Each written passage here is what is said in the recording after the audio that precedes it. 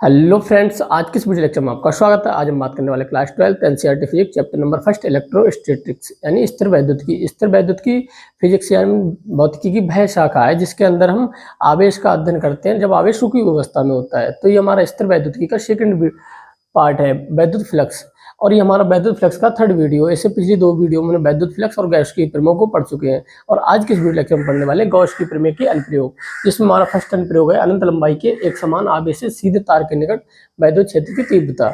इसमें हम गॉस की प्रमेय का अनुप्रयोग ज्ञात कर यानी कि अप्लाई करके क्या करने वाले हैं, मतलब एक समान जैसे अनंत लंबाई का मतलब यहाँ पे देखो एक तार है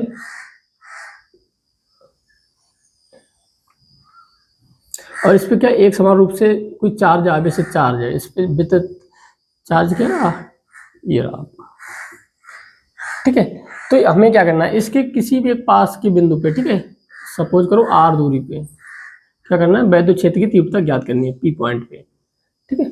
तो यहाँ पे हम देखो थ्योरिकल भी थोड़ा बहुत लिखेंगे क्योंकि पेपरों में थ्योरिकल थोड़ा लिखना होता है, ठीक है। माना कोई l लंबा, माना कोई चालक तार जिस पर कोई मान लो q आवेश है, q आवेश एक समान रूप से वितरित है, मतलब डिस्ट्रीब्यूट है, वितरित है, जिसके P बिंदु पर वैद्युत क्षेत्र की तीव्रता ज्ञात करनी है।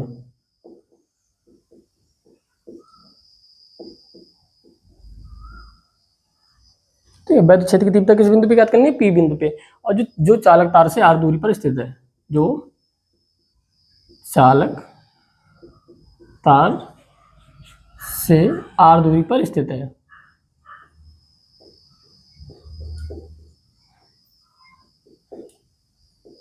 ठीक है, देखो अब इस पे क्या है, L लंबाई, सपोज करो L लंबाई पे Q आवेश वितरित है, ठीक है। तो इसके लिए वो आता है रेखीय आवेश घनत्व, लेमडा बराबर आता है Q/L, यानी कि चालक तार है, इसका जो रेखीय आवेश घनत्व क्या है, Q/L, यानी लेमडा बराबर क्या है, रेखीय आवेश घनत्व, रेखीय आवेश घनत्व। अब हमें क्या करें, जब हम गॉस के प्रमेय का अनुप्रयोग करते हैं यानी किसी वस्तु के पास जो वैद्युत क्षेत्र की तीव्रता ज्ञात करने हैं, जब गॉस की प्रमेय अप्लाई करने के लिए हम क्या बनाते हैं, गॉसियन पृष्ठ बनाते हैं। और गॉसियन पृष्ठ हमारा ऐसा होता है कि बॉडी के जो भी हमारी कोई बॉडी ऑब्जेक्ट है जहाँ पे हमें वैद्युत क्षेत्र की तीव्रता ज्ञात करनी है, उसके लिए हमें सिमेट्रिक गॉसियन पृष्ठ बनाना होता है। तो यहाँ पे जो सिमेट्रिक गॉसियन पृष्ठ बनता है वो बनता है आपका बेलन, ठीक है। तो इसकी जो त्रिज्या हो जाती है वो कितनी हो जाएगी, यहाँ से यहाँ तक की दूरी r हो जाएगी। और सपोज करो इसका जो लेंथ कितनी है, l। तो हमें पता है कि यहाँ पे कितना तार कवर्ड हो रहा है, l लेंथ का तार कवर्ड हो रहा है, ठीक है। तो हमें वही लेमडा बराबर कितना है, Q/L। तो यहाँ पे हम क्या करेंगे, अब हम यहाँ पे लगाएंगे गॉस की प्रमेय अप्लाई करेंगे। सबसे पहले हमें पता होना चाहिए कि जो प्लस Q आवेश है, प्लस Q आवेश अपने से किस साइड में इलेक्ट्रिक फील्ड बनाएगा। तो यहाँ पे हम छोटा सा एरिया एलिमेंट काटते हैं, ठीक है। तो जब छोटा सा एलिमेंट काटोगे तो इसकी जो एरिया होगा वो किस डायरेक्शन में होगा, परपेंडिकुलर टू सरफेस, यानी कि इस साइड आएगा DA।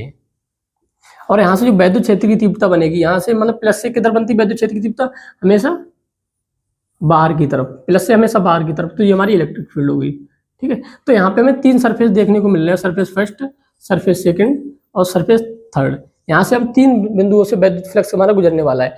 तो यहाँ पे देखो, अगर हम यहाँ पे अगर काटेंगे, ठीक, कोई एरिया एलिमेंट्स, तो यहाँ पे जो इसकी डायरेक्शन क्या होगी, डी वेक्टर ये होगी, ठीक है। और यहाँ पे वैद्युत क्षेत्र की तीव्रता कैसे होगी, इस डायरेक्शन में होगी। और जब यहाँ पे काटोगे आप किसी पॉइंट पे लेके, तो यहाँ पे एरिया इधर आएगा और वैद्युत क्षेत्र की तीव्रता इस डायरेक्शन में, ठीक है। तो यहाँ पे देखो छोटे छोटे एलिमेंट्स के कारण तीन बिंदु पे हम यानी कि तीन सरफेस के कारण वैद्युत फ्लक्स निकलेगा। तो फाई टोटल, फाई कितना आएगा, फाई टोटल बराबर आएगा φ1 प्लस φ2 प्लस φ3। तो φ1 यानी कि फर्स्ट सरफेस, सेकंड, थर्ड, ठीक है। तो φ1 के कारण यहाँ पे निकालेंगे, ठीक है, E1 dA1 इंटीग्रेशन आएगा सब में cos थीटा, फिर E2 फाई टू कितना हो जाएगा, E2 DA2 cos थीटा 2, यहाँ थीटा 1 लिखेंगे, ठीक है। E2 DA3 cos थीटा 3, ठीक है। तो यहाँ पे जब हम एंगल की बात करेंगे तो थीटा 1 यहाँ पे कितना एंगल आएगा, तो थीटा 1 ये एंगल है, तो थीटा 1 यानी फर्स्ट सरफेस की बात करेंगे तो थीटा 1 यानी कि ये दोनों कैसे हैं, एक ही डायरेक्शन में, तो थीटा 1 बराबर कितना हो जाएगा, यहाँ पे हम लिखेंगे तो थीटा 1 बराबर 0 डिग्री। और यहाँ पे जो एंगल बनना है थीटा 2 के लिए वो हमारा बनना है 90, थीटा 2 बराबर 90, और थीटा 3 के लिए कितना एंगल बनना है, यहाँ पे भी हमारा 90 बनना है, तो थीटा 3 बराबर 90। जब हम कॉज में 90 का मान पुट करते हैं तो पूरा समीकरण मतलब वैल्यू कितना हो जाता है, 0 हो जाता है। तो यहाँ पे हम मान रखेंगे E1 DA1 cos 0 plus E2 DA2 cos 90 plus यहाँ पे E3 आएगा, E3 DA3 cos 90।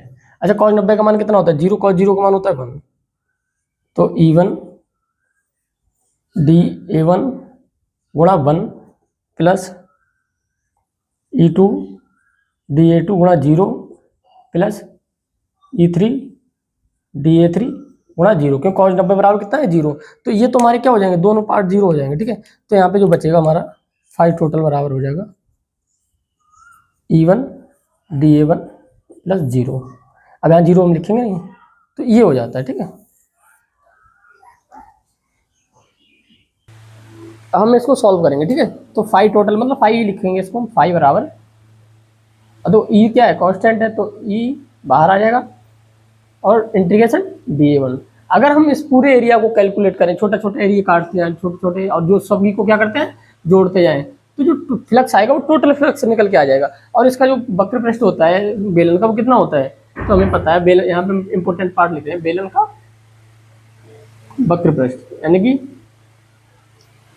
DA कितना हो जाएगा 2 पाई RL, तो यहाँ पे हम लिखेंगे 2 पाई RL, तो फाई बराबर E2 पाई RL, और इसको E1 ना लिख के E लिखेंगे, ठीक है, क्योंकि यहाँ पे क्या है इसका जो टोटल निकल के आ रहा है वैद्युत क्षेत्र की तीव्रता E1, या कैसे भी नाम दे सकते हो आप इसको, ठीक है। अब फाई बराबर क्या होता है, फाई बराबर हमारा होता है Q/ε0। यहाँ पे हम गॉस की प्रमेय का उपयोग करेंगे, गॉस के नियम से, गॉस के नियम से फाई बराबर Q/ε0 लिखेंगे, तो Q/ε0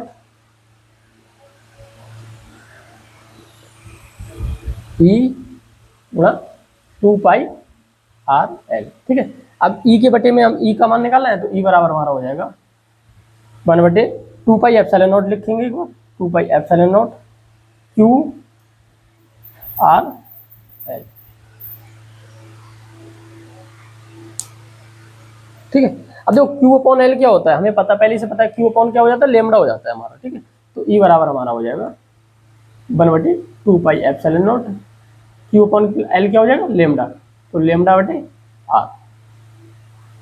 तो ये हमारा फाइनल रिजल्ट निकल के आता है, इसके लिए वो क्या आता है, E बराबर 1/2 पाई ε0 लेमडा बटे R।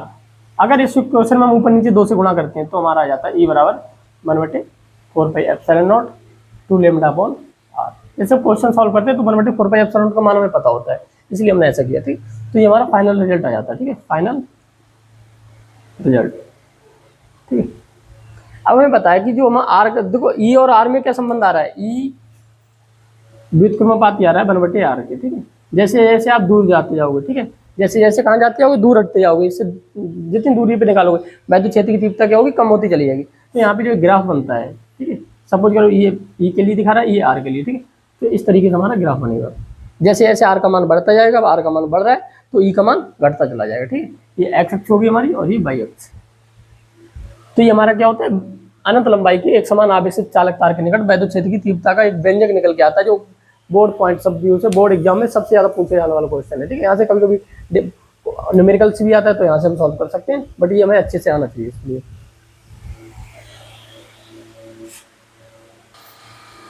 अब हम जो अनंत लंबाई के चालक तार के कारण वैद्युत क्षेत्र की तीव्रता है, इससे रिलेटेड हम 2 फार्मूले मतलब 2 क्वेश्चन न्यूमेरिकल सॉल्व करने वाले हैं, ठीक है। तो सबसे पहले पता होना चाहिए कि जो इसका जो फार्मूला होता है वो क्या होता है, 1/2 पाई ε0 लेमडा अपॉन आर। आर क्या है, वह दूरी है जो मतलब यहाँ में वैद्युत क्षेत्र की तीव्रता ज्ञात करनी है। लेमडा क्या है, रेखीय आवेश घनत्व, यहाँ पे मैं इसे लिख सकते हैं लेमडा बराबर रेखीय आवेश घनत्व आवेश घनत्व, ठीक है। आर बराबर क्या है, दूरी, मतलब यहाँ पे हमें वैद्युत क्षेत्र की तीव्रता ज्ञात करनी है, ठीक है। तो ये है, बट इसका जो हम एक फार्मूला बनाएंगे, दूसरा ऊपर नीचे 2 से गुणा कर सकते हैं, 1/4πε0 हो जाएगा, और ये हमारा 2 लैम्डा अपॉन आर, ठीक है। सवालों में हम ये यूज करेंगे, ठीक है।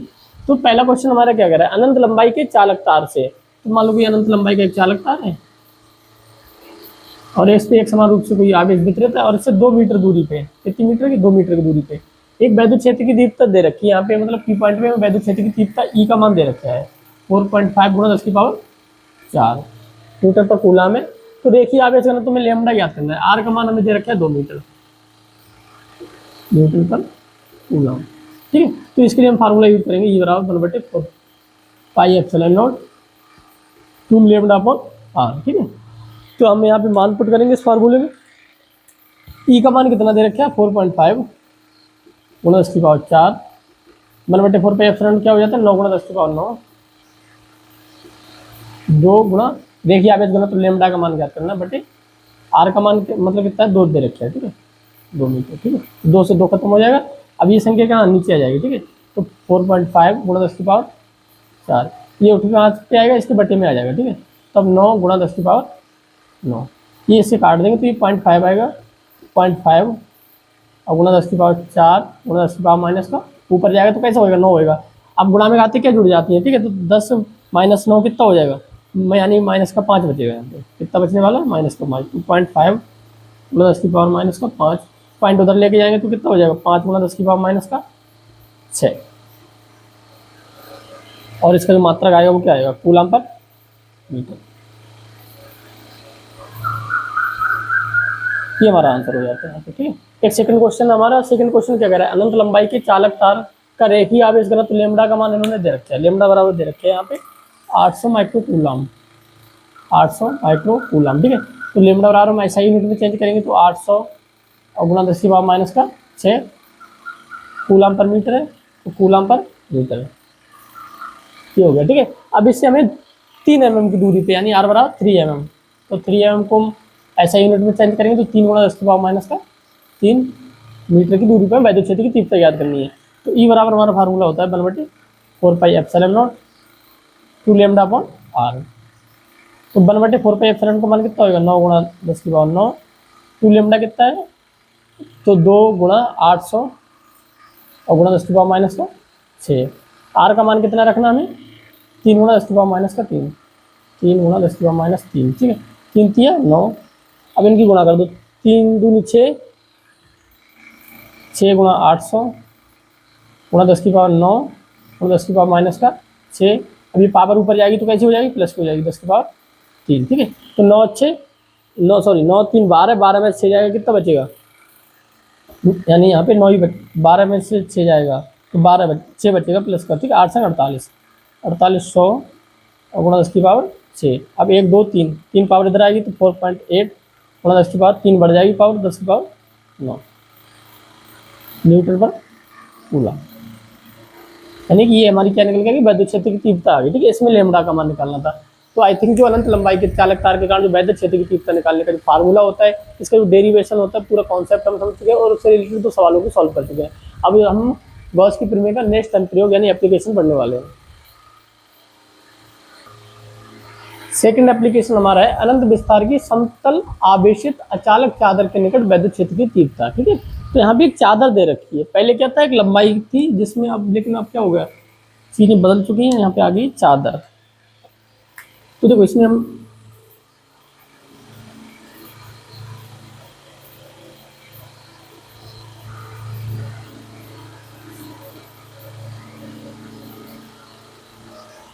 ठीक है, ये कोई क्या है कोई चादर है, ठीक है, अचालक चादर, और इस पे क्या है एक समान रूप से प्लस क्यू आवेश, कोई आवेश है, ठीक है, एक समान रूप से वितरित है।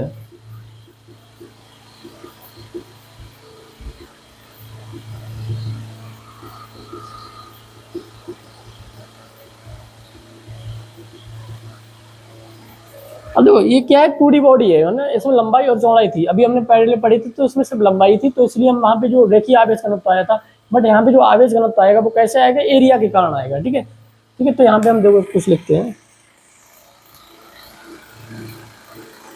माना कोई आवेश क्यू कोई आवेश क्यू किसी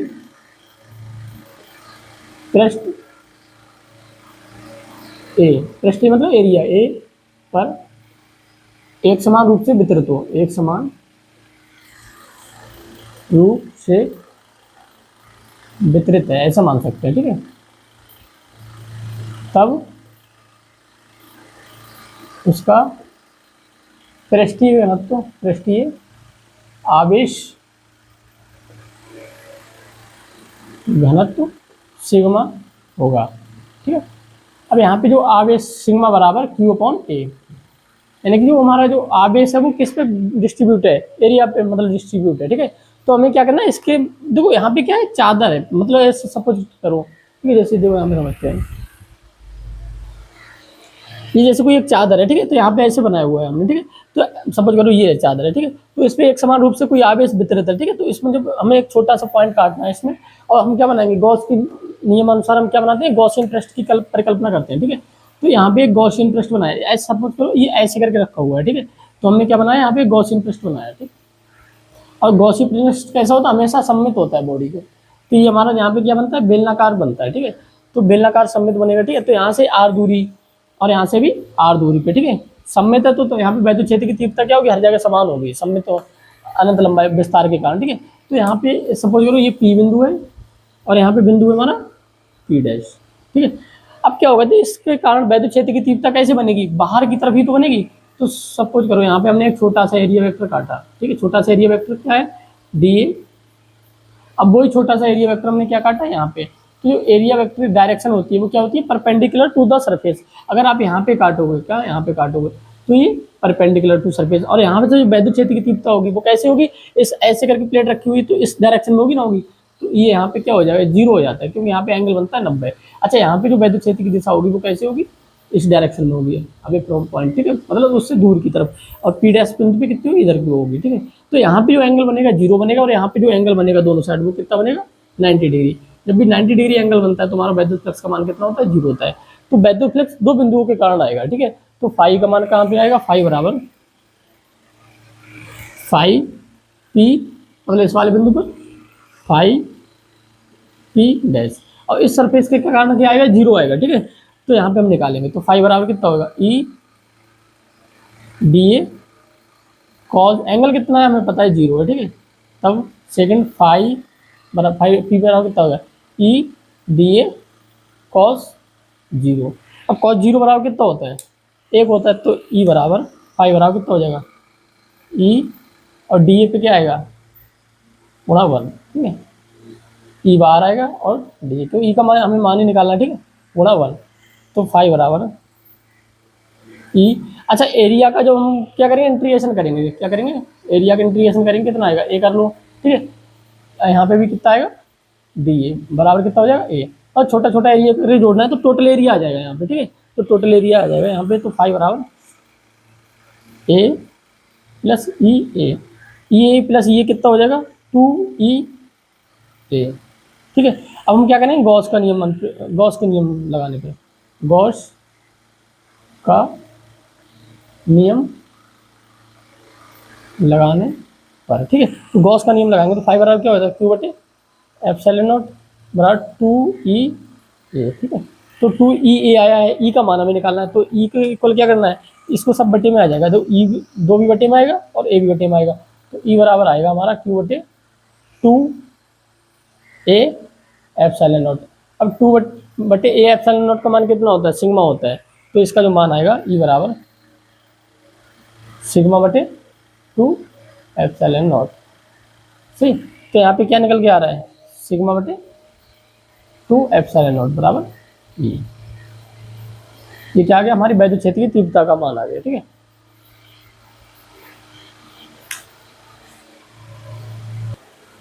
तब अनंत विस्तार के आवेशित अचालक चादर के निकट वैद्युत क्षेत्र की तीव्रता से रिलेटेड एक हमारा क्वेश्चन है, बहुत इंपॉर्टेंट क्वेश्चन है एनसीईआरटी, ठीक है। जिसमें बोला गया दो बड़ी तथा पतली धातु की दो प्लेटें एक दूसरे के निकट तथा समांतर रखी है। सपोज करो ये माने क्या है,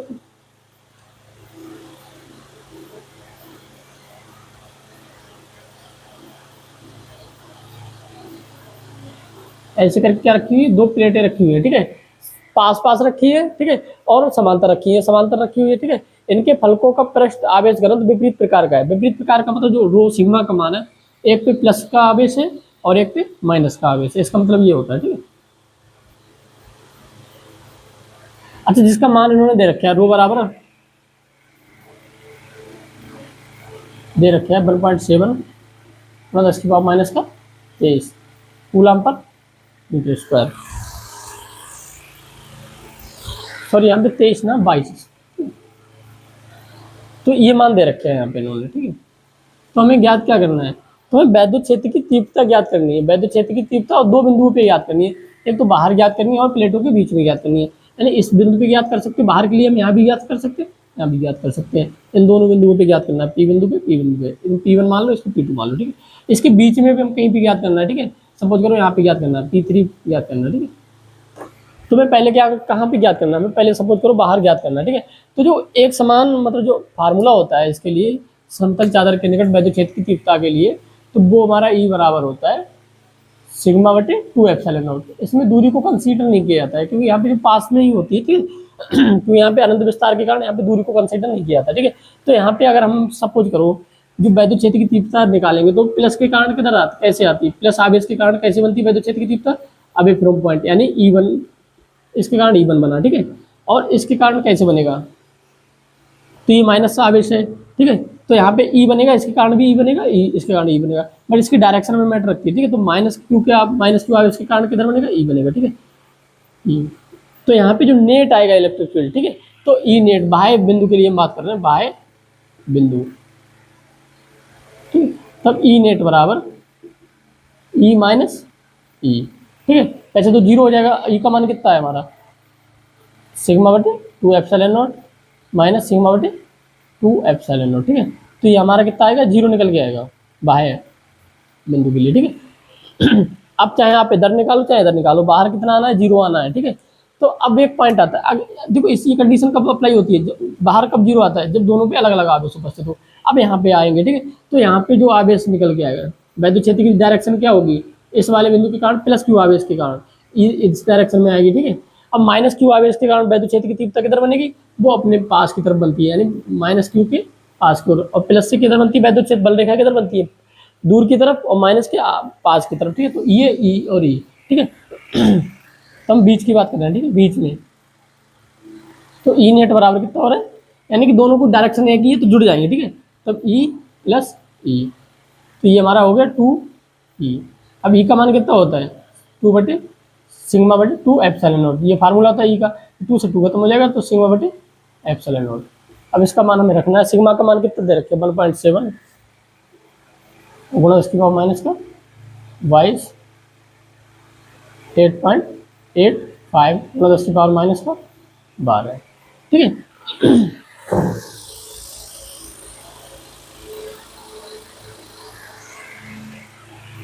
अब देखो U ऊपर जाएगी पावर तो कितना हो जाएगा, यहाँ से हटा दो, यानी यहाँ पे 2 पॉइंट है और यहाँ पे तो 170 बटे 885, ठीक है।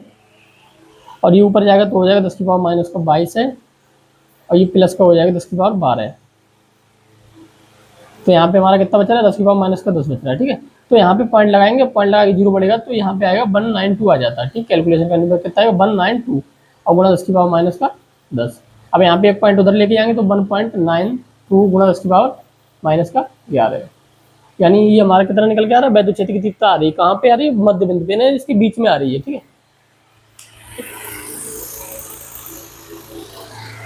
और ये हमारा क्या है, आंसर है, ठीक है। तो E नेट हमारा कितना आता है 1.92 गुणा 10 की पावर माइनस का 11 न्यूटन पर कूलम, ठीक है। इसके बाहर क्या आ रहा है, 0 आ रहा है, ठीक है। अगर सपोज करो अगर दिन दोनों पे एक समान आवेश हो, ठीक है, एक समान आवेश घनत्व, तो क्या निकल के आता है, ठीक है। एक एप्लीकेशन में भी ऐसे पूछा गया है, एक समान आवेश घनत्व, यहाँ पे प्लस चार्ज है, यहाँ पे प्लस चार्ज है, यहाँ पे प्लस चार्ज है, ठीक है। अगर हम इस पॉइंट की बात करेंगे तो ये किधर बनाएगा, अब दूर बनाएगा, इसके कारण वैद्युत क्षेत्र की तीव्रता किधर बनेगी, इस साइड बनेगी, और इस प्लेट के कारण वैद्युत क्षेत्र की तीव्रता किस साइड बनेगी, तो E। तो यहाँ पे जो बीच में आता है, जब समान आवेश होता है तो बीच में कितना आ जाता है, 0 आ जाता है, ठीक है। और बाहर कितना आएगा, बाहर हम आएंगे, ठीक है। तो इस वाले पॉइंट के कारण इधर को जाएगा और इस वाले के कारण इधर आएगा, ठीक है। तो E और E, तो यहाँ पे ई नेट बराबर कितना हो जाता है, 2E हो जाता है, ठीक है, ई नेट। अब इसका जो फार्मूला लगाते हैं 2 गुना रूट सिग्मा बटे 2 एप्सिलॉन नॉट, तो निकल के आता है ई नेट बराबर सिग्मा बटे एप्सिलॉन नॉट, ठीक है। बट ये समान आवेश और यहाँ पे कैसा है, असमान आवेश है, ठीक है। तो यहाँ पे इतना ही फर्क पड़ता है, ठीक है। इसमें बाहर 0 होता है और इसमें अंदर 0 होता है, ठीक है। इसमें बाहर मान निकल के आता है सिग्मा बटे एप्सिलॉन नॉट। तो आज के इस वीडियो लेक्चर को हम यही खत्म करेंगे और नेक्स्ट वीडियो में हम जो हमारे गॉस के प्रमेय से संबंधित 2-3 और जो एप्लीकेशन बचे हुए उनको कंप्लीट करेंगे।